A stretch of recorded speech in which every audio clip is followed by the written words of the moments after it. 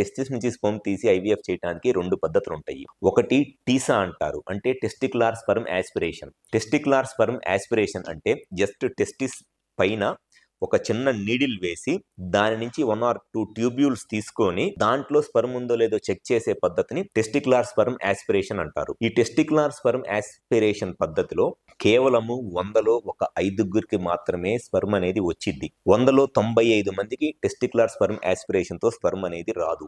Only 100లో ఒక 3 నుంచి 5గురికి మాత్రమే వస్తుంది.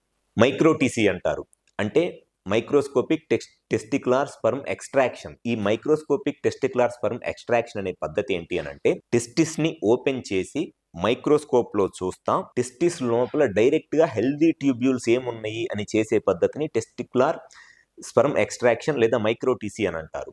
ఈ మైక్రోటీసీలో కనీసము 100లో ఒక 20 మందికి టెస్టిస్ నుంచి స్పెర్మ్ తీయడానికి అవకాశం ఉంటుంది. టీసాలోనేమో జస్ట్ ఒక 5గురికి మాత్రమే అవకాశం ఉంటుంది. అది ఒక బ్లైండ్ ప్రొసీజర్. దాంట్లో జస్ట్ టెస్టిస్ లో బ్లైండ్ గా నీడిల్ వేసి చేసేది టీసా, టెస్టిక్యులర్ స్పెర్మ్ యాస్పిరేషన్. మైక్రోటీసీ అంటే టెస్టిస్ ని ఓపెన్ చేసి టెస్టిస్ లోపల మైక్రోస్కోప్ లో చూసుకుంటా హెల్దీ ట్యూబ్యూల్స్ ఏమైనా ఉన్నాయేమో చేసేది మైక్రోటీసీ.